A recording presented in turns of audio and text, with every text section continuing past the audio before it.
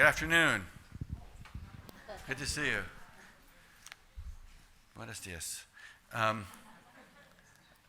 am Dr. Peter Merkel from the University of Pennsylvania in Philadelphia in the United States. Dr. Richard Kitching over there from Melbourne. I'm a rheumatologist. He's a nephrologist. This is, I think, appropriate because this whole meeting, the big workshop that Dr. Sid and her colleagues have hosted miraculously, it will happen. Is really about collaboration and about working together. And I think Dr. Kitching and I have worked together on projects and will be doing so in the future, and our groups have.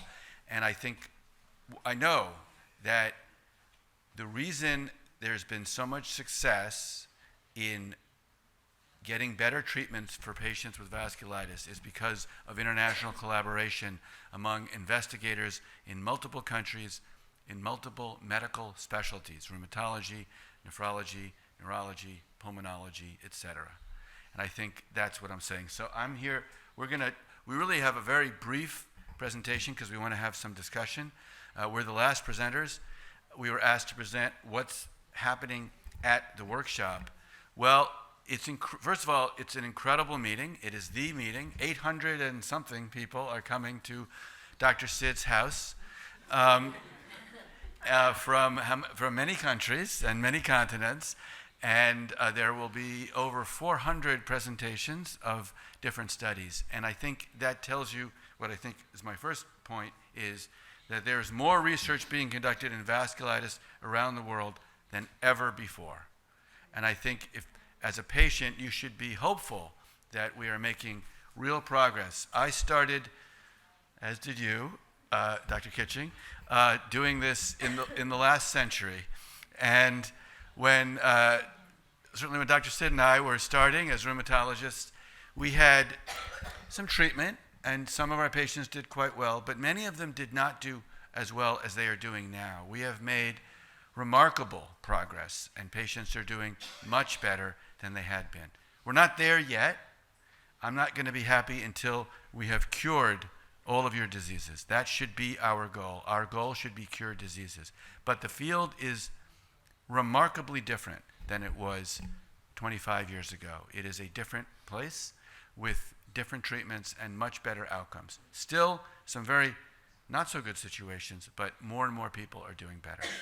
So this, as Egan said, is our favorite slide. We talk about it. I added a few extras up there. And what you'll see here are the different types of vasculitis. And what I'm going to tell you about, and then I'm going to stop and let Dr. Kitching opine as we go through this, which is what kind of research? I can't go over 400 different projects, and it wouldn't actually be fair to the investigators to give away their answers yet. So I can tell you, though, that whatever type of vasculitis you have or someone you love has is being studied. And someone is studying it somewhere, and probably many people are studying it in many places. One thing you can see we have a lot of work in classification. Dr. Robson and I worked together forever on a project to do this, and others have as well. This was actually the largest project in the world, learning how to sort out the different types of vasculitis so that we can do research on them. And when Dr. Kitching enrolls the patients in Melbourne and Dr. Robson in the United Kingdom, and I here in Philadelphia, and Dr. Sid in Barcelona, that we know that they're similar enough that they should be studied together. So you can see the work that's being done in these types of vasculitis. I don't have the circles because almost every type of vasculitis is being studied from genetics. Patients often say, why did I get this? Why? Well, my children, are they at risk? Are my brothers and sisters at risk? And for most part, the answer is not high risk, but we do know that there is a genetic component to many diseases, especially autoimmune diseases. And there are a few types of vasculitis that are very genetic, that are one gene, but they're very, very, very, very rare. Most of the other ones, the genes you have an influence on whether you get it or not, but not to the point where we would screen your children. However, it's telling us important things scientifically, and the genetic work will help us understand different subsets of vasculitis and probably lead to new treatments. So the genetics is much more than hair color or eye color. It's much subtler than that. I don't know if you want to comment on that. No, I think that's sort of exactly what I was going to say. There are, I mean, although single gene causes of vasculitis are very rare, with the advent of what you all probably know is whole genome sequencing, which now doesn't cost a lot of money, but it costs a lot of time and effort to analyse, people are starting to trace out in other autoimmune diseases and perhaps in vasculitis rare variants in genes that kind of set the scene for something. And that also, as the real point of that is, occasionally that may in the future lead to a personalised treatment. But as Professor Merkel says, it's telling us something about what causes vasculitis and what sets the scene for it so that we can treat it better in the future. So I'm certainly with Professor Merkel and what he says about the influence of genetics. I get the same question, you know, how common is it? I think one thing we probably don't understand or appreciate so much is how other autoimmune diseases are probably more common in people with vasculitis. Definitely. They're a bit of Some of them. Some of them. They're a bit of a sad family together. I wouldn't say sad, but in terms of health. And I think those kind of things that will give us clues to new medicines that we can use in vasculitis that are perhaps being used in other immune diseases. So what we call repurposing new treatments. I think that's something we'll probably learn from genetics. But also, we may get some surprises, good surprises that is, in understanding how these diseases occur so that we can treat them better. And I think you're exactly right, Professor Merkel, in what you're saying about the influence of genetics and vasculitis. And I actually have circled those that they're actively being investigated, but others are as well. We're even collecting DNA from central nervous system vasculitis, a very rare type, etc. And so I think we will learn from this genomic, as we call it, genomic research, for sure. Again, it's not like eye color, but it has an influence. Biomarkers. Well, biomarkers. We're all looking for biomarkers. What are biomarkers? Biomarkers, well, there are lots of things. They usually mean a blood test that tells you how sick somebody is. Are they going to get sick? Are they going to get better? Are they going to get better with this drug or not, which is very important? Or should we choose that drug? There are different reasons for the biomarkers. Often we talk about blood tests, but x-rays or CAT scans or PET scans or other things can also be biomarkers. And we have been looking for a long, long time for better biomarkers in vasculitis. And we are not quite there yet. ANCA is a good test to make a diagnosis, but not so good to tell you how to treat. You may have had a sedimentation rate, ESR, or a C-reactive protein, CRP. They're helpful, but they're not at all perfect. And so we are looking for more. So we take lots of blood. Why do we take so much blood when you come to us for a research project? One is we're often very thirsty, but also because we're not that bad, but also because there are lots of different tests we can do. And so in our group, we have a big repository of thousands of patients, and we send it to other laboratories and let the world study it and learn how to do this. So biomarkers are something that's very important that we're working on, but we're not quite there. Do you want to add anything? No, again, a couple of extra things. I think that we've come a long way in the way we think about things, and probably what we're doing in the last 10 years. Everyone wants a single thing they can measure that will tell us everything we need to know. And of course, when something is discovered, when ANCA was discovered in the 1980s, we aha, this is it. We can measure this. If it's not here, disease isn't there. And if it is here, disease is there. But it's, as Professor Merkel says, it's not that simple. And it really, if ever, is. I think what we're seeing perhaps in the last 10 years is the idea of using a combination of a panel of biomarkers, several things together. And instead of what we used to do, which say, okay, if you've got this, you can score 1 point. We'll just arbitrarily make that up. We won't make it up, but we'll say that. If you've got this, it's 2 points, and if you get to 10 points, you're probably going to have a relapse. Sure, those things are still coming, but they're done in a much more scientific way using, I guess AI really as much as anything else, and machine learning. So there's a lot of more sophisticated statistical methods that are being used to look at a combination of biomarkers, both conventional ones, like kidney function or proteinuria, things I'm perhaps interested in. Definitely interested in. But also there's life outside the kidney, Dr. Kitchen. Are there? Yes. No, but I think the way things is, I would hope that we could discover one thing that would tell us everything we need to know. But the reality is that's probably not going to happen. So what we need to do is work together and use the most advanced tools possible to work out how we can use a panel of biomarkers to make realistic predictions. And you say, well, why do we want to know realistic predictions anyway? Well, I guess you probably want to know what the likelihood of your disease being bad over time or not so bad over time is. I guess I would, and I make the assumption that most of my patients do. But then we come to how do we treat, or how do you take treatment with the right medications at the right time, at the right dose, for the right length of time? And those of you who have got ANCA-associated vasculitis would probably know that when the disease comes to remission, one of the big questions is, how long do you take this treatment for? And I guess, to be frank, we've got a lot of ideas, but we don't know for each individual patient. We're working on it. Longer treatment, more chance of treatment side effects, but less chance of relapse. Shorter treatment, more chance of relapse, which might be a problem, but fewer drug side effects or medication side effects.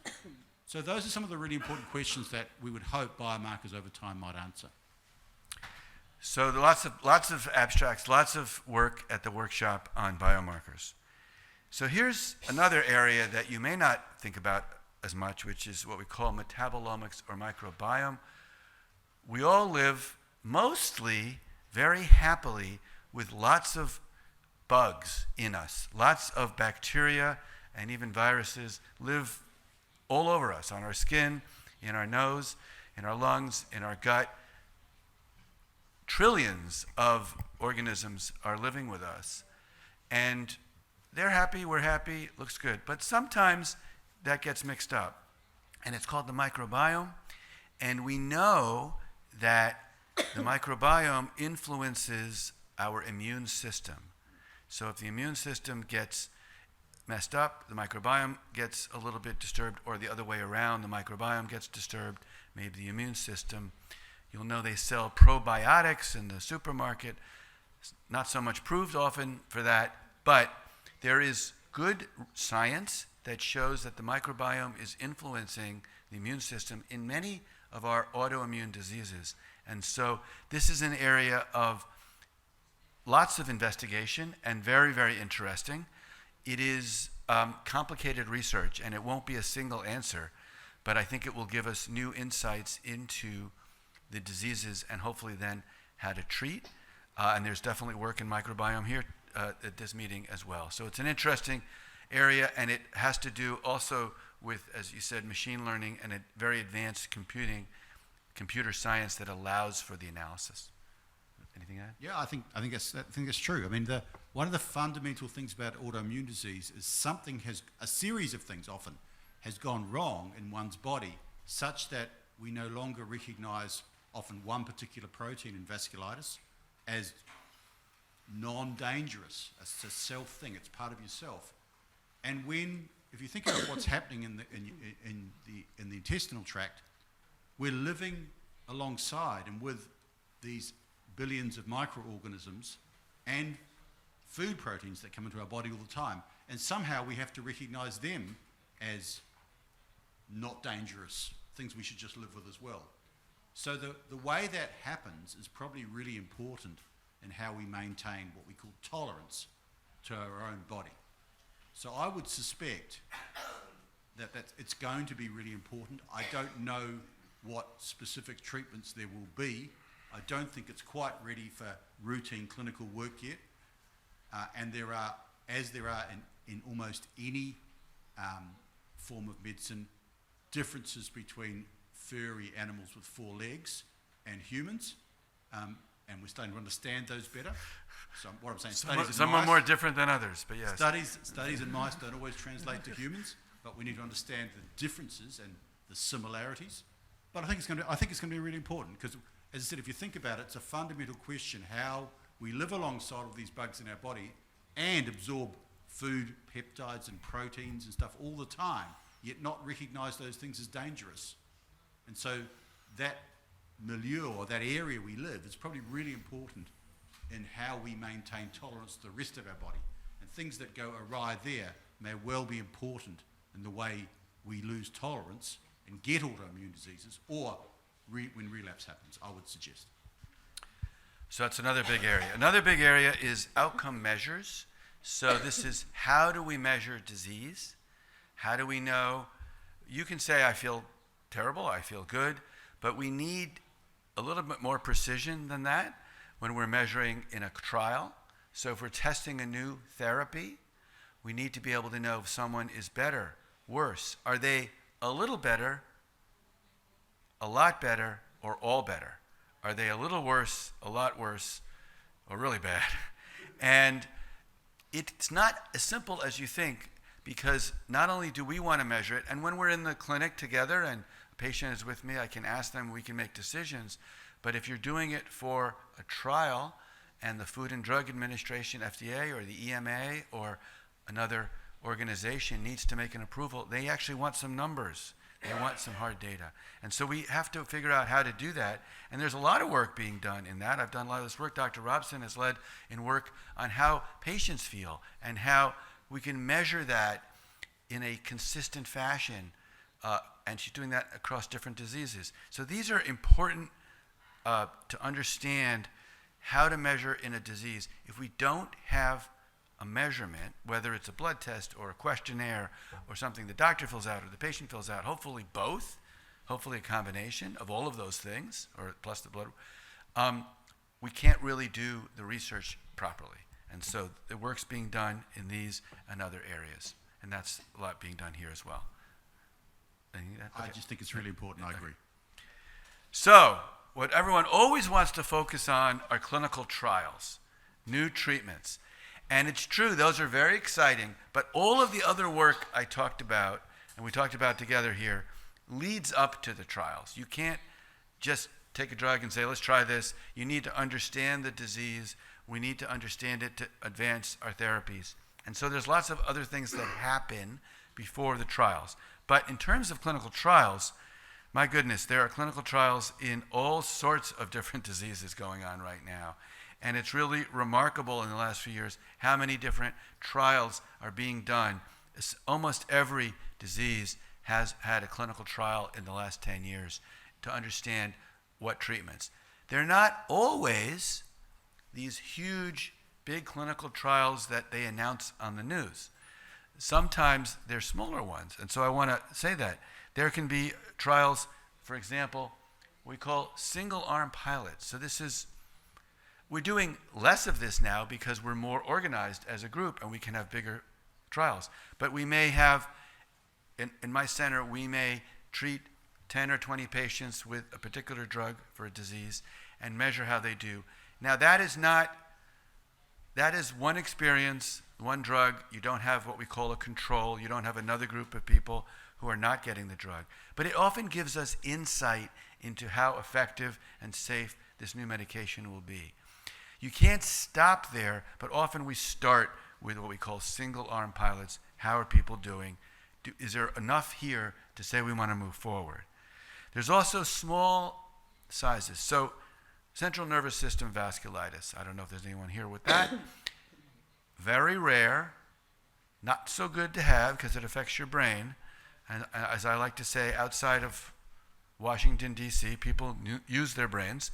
And so we need, but it's so rare that we're never going to have 200 people in a trial. So we need more creative ways to do it. So there are some creative way is to use much smaller numbers to sometimes get some answers. And we call those small n for number study designs. And we've been doing some of those as well, crossover, various designs.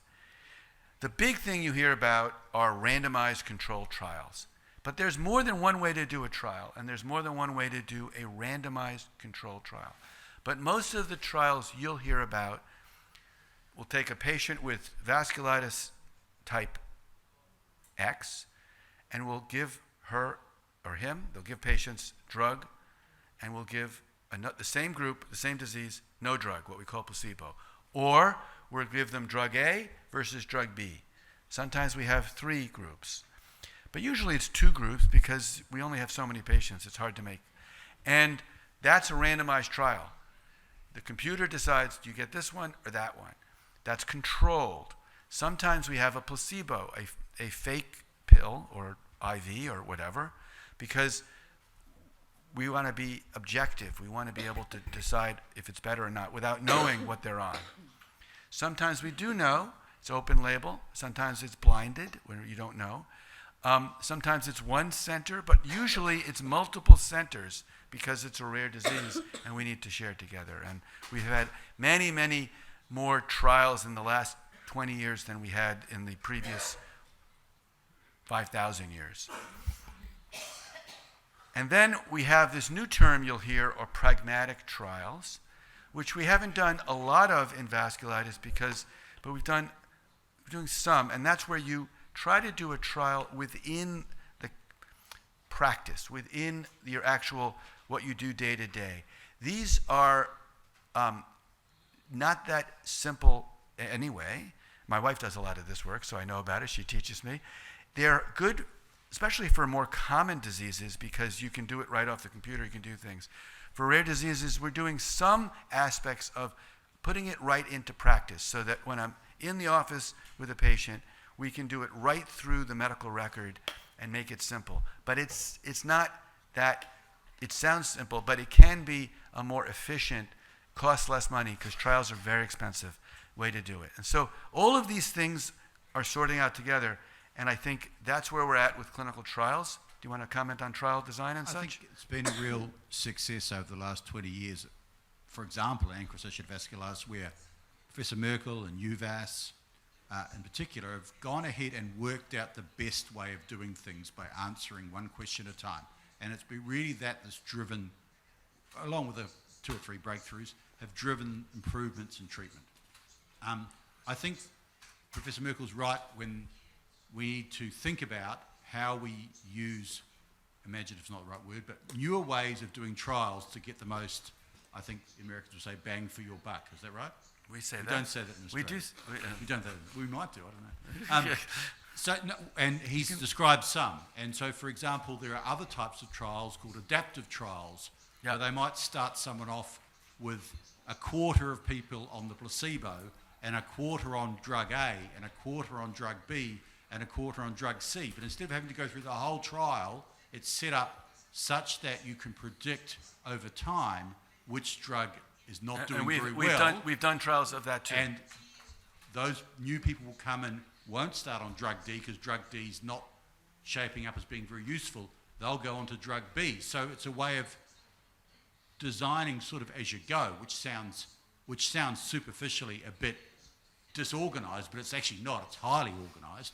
And those are the sorts of things that are perhaps sort of coming in the next 10 to 20 years, again, with the advent of more sophisticated, advanced statistical treatment of probabilities and those sorts of things that I don't really understand, I have to say, but are fairly useful and reliable. Yep. I think the other thing is that new treatments are great, but we still have to learn things about how to use the current treatments the best we can. And one of the things I think, as someone who doesn't do a lot of clinical trials, who puts patients into clinical trials, was the PIXIVAS trial, where with one trial, we convincingly reduced the amount of prednisolone or prednisone or steroids in acute ANCA-associated vasculitis treatment by 45%, nearly halved. So that was a real practice-changing trial. And some of my colleagues said, oh, that's not very interesting. I said, well, actually it is if you're a patient. Mm-hmm. You can take half as much steroid and get the same outcome. That sounds pretty good to me. So using the things we've got better, as well as new breakthrough therapies, are really probably still really important parts of clinical trials. Yeah, I will point out that as one of the people that ran the Apexavast trial, it took us 10 years and 700 patients across multiple countries, but we did it, and we have lots of information. We should also mention that for all of these trials, almost all the trials we do, we collect a lot of data. You fill out forms, we fill out forms, we get blood, we get DNA, we get urine, and we use it for 20 years afterwards to do other experiments and other studies. So we do a lot of them with that. So then the question is, so that's all good, but how do we actually, what gets practice changed? So we really we're trying to understand what causes and drives disease with our data analysis, our biomarkers, our imaging, other things. Discover new treatments, and as you said, even how to use our current treatments and how to combine. We do a lot of combination therapy. Actually, we mostly do combination therapy, often a little prednisone plus this or these two drugs, very commonly. We talked about better ways to use the combinations. And then this thing, and you may want to go through this, which is how do we get it from the discovery, right? How do we get it from our discovery here to actually practice? So it's all well and good to publish a paper in the New England Journal of Medicine. It's fun, it's nice, I like doing it. But if nobody prescribes the drug, it doesn't help anybody. And if the EMA or the Spanish authority doesn't approve the drug, it doesn't help.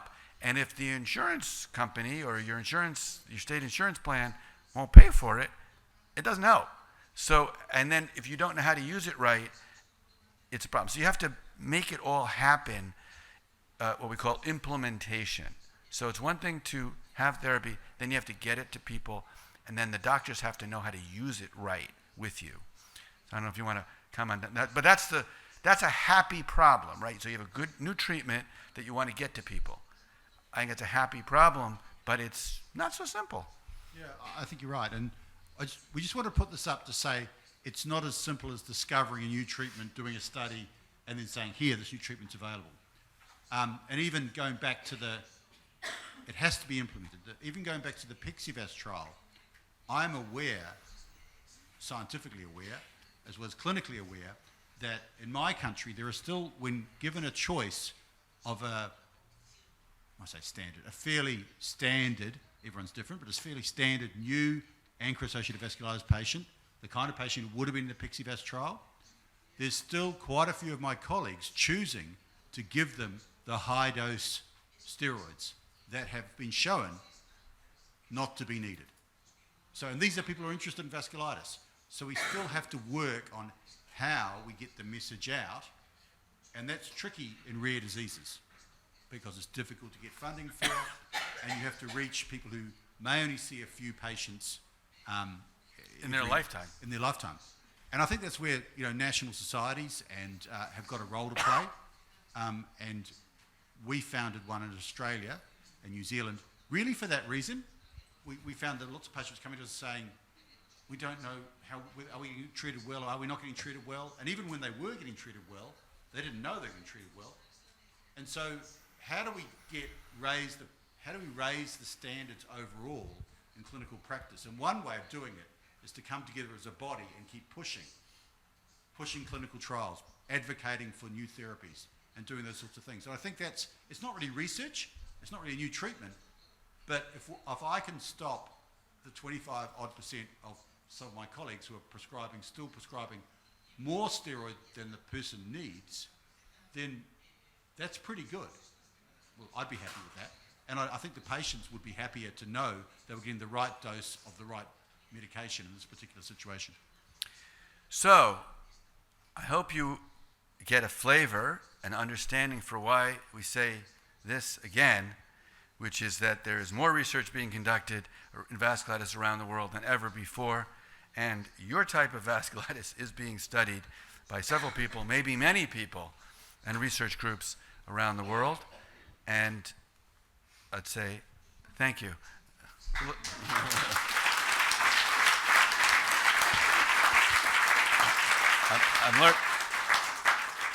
I'm learning Catalan. Joyce, do we have time for a few comments or questions? Two questions. Any questions, comments?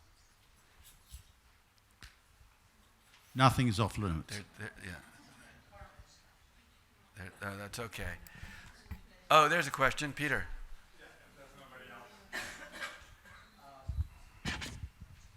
In your slide with the classification, Yeah. there is this ANCA vasculitis group.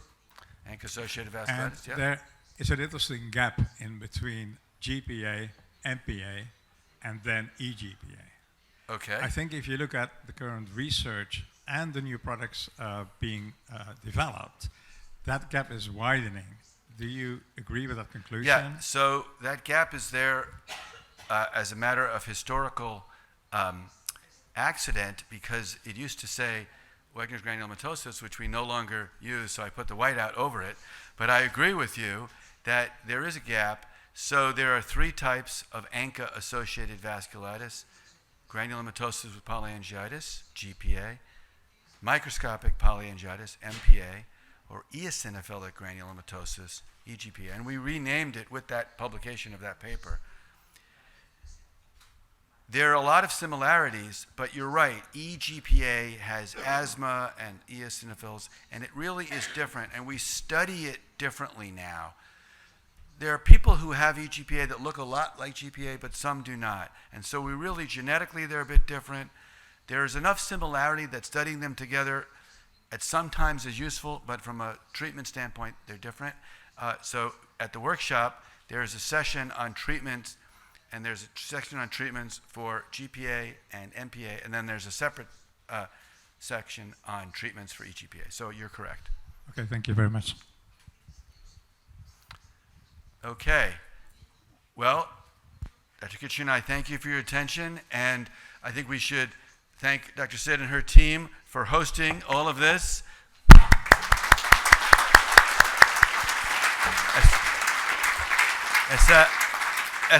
Estupenda. And Joyce Coleman from the Vasculitis Foundation and her team for the logistics, and you're coming up to talk about that, so that's great.